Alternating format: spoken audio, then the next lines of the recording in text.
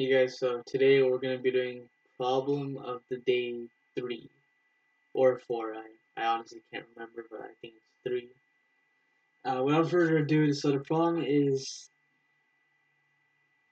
a mass M is attached to a spring with spring constant K and oscillates on a horizontal table with amplitude A. At an instant where the spring or when the spring is stretched by A over 2, a second mass M is dropped vertically onto the original mass and immediately sticks to it. What is the amplitude of the resulting motion? So first, I'm gonna write what we need to find, and that's like the final amplitude after this block hits this block. And from the looks of it, this appears to be an energy conservation problem. And so the formula for the two energies that I see in this problem, in addition to gravitational potential energy, is spring potential energy, and the formula for that is 1/2 k delta x squared. And I also see kinetic energy, which is just 1/2 mv squared.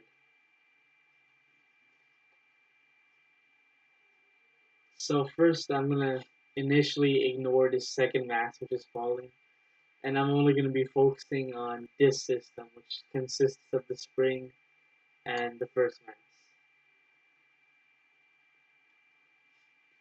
Well, since there are no external forces acting on the system, and since we know that when the spring has reached its amplitude, or when this mass is like A away from the equilibrium position, in other words, it's like reached the amplitude of its oscillation, and we're assuming that the amplitude doesn't change because, or it doesn't change without this falling because we said in the problem that this table is frictionless, so we won't have any energy that's lost to heat, and with the exception of this block hitting this block. But before this block hits this block, energy is conserved. So then we know that when this block is at its full amplitude, so it's A away from its equilibrium position, it has a velocity of 0 because at that instant it would be changing its direction from moving to the right to moving to the left. And so we know then, using the formula for spring potential energy I wrote here, that that energy would be 1/2 k a squared. And like I said, um, before this block hits this block, energy is conserved. So we know that the energy in this system, which I put the dashed lines around, is always 1/2 ka squared. And also at the instant that this block is at the position we said it was in the problem, a over 2 past the equilibrium position, we know then that the energy at that instant would just be 1/2 k a over 2 squared. And since it would have to be moving, it's plus 1/2 m v squared. And we can use this to solve for the velocity of this block at that instant before the second block hits it. So then first we can get rid of the 1/2, and squaring a over 2 squared would just be 1/4 a squared, so that's 1/4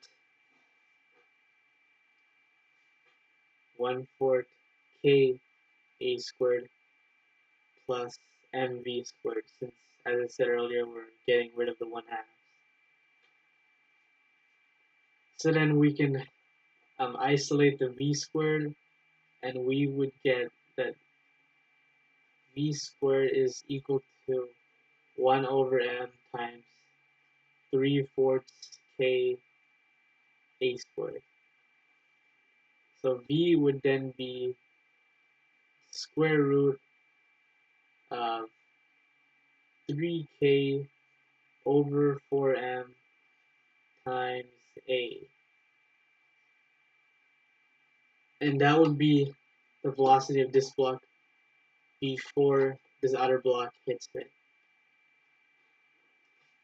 and we can also use momentum. So then, since this is the initial velocity, and since we said that the two blocks stick, we know that this would be an inelastic collision. But then, so the initial momentum would just be m times 3k over 4m times a. Since we said that that's the velocity, and momentum is just mass times velocity. And keep in mind, we're only going to be looking at the horizontal momentum for this problem. So we're going to ignore the momentum of this second block falling. But then at the instant the second block hits the first block, we know that momentum must be conserved since there aren't any external forces that are acting horizontally outside of the spring block system. So then the final momentum would be 2m, since now we have the second block hitting the first block times some new velocity. And since I said momentum must be conserved, we know that this has to be equal to the initial momentum, which we said was 3k over 4m times a. So then the final velocity would just be m times 3k over 4m times a over 2m, and that would just be a over 2 times 3k over 4m in order to conserve momentum. So now that we know the final velocity of this double block system, now that the two blocks are attached, we can now find the energy, or look at the energy.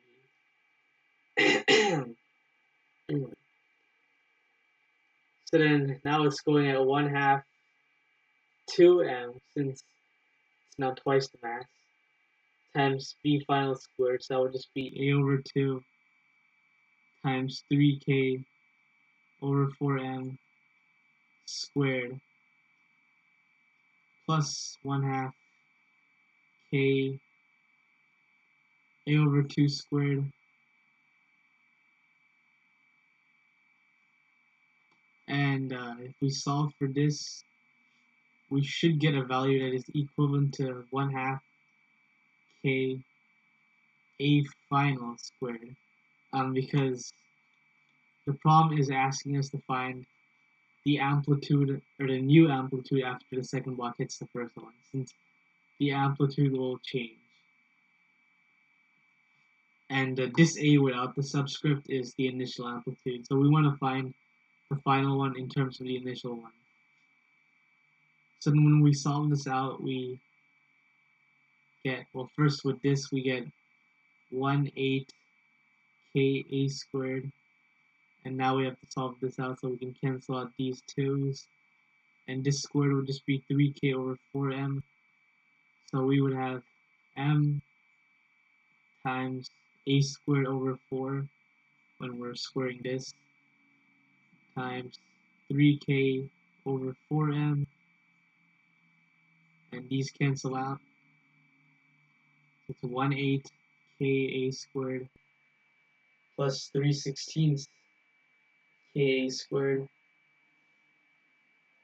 which is just 5/16 k squared. And remember, we want to solve for a final. And earlier, I said that this is equal to 1/2 k a final squared. So first, we can get rid of these k's, and we multiply 2 to both sides, so we get a final squared is equal to 5/8 a squared. And if we just find the square root of both sides, we get that a final is equal to the square root of 5/8 times a. And if we multiply, and we can, well, if you want to, you can further simplify this. by saying that this is square root of 5 over 2 rad 2a, and that would just be rad 10 over 4a. So that is our final amplitude in terms of the initial amplitude. And for this problem, we basically just used nothing more than conservation of energy and also conservation of momentum here. And yeah, so that's problem of day number 3, and I hope you guys enjoyed it, and peace.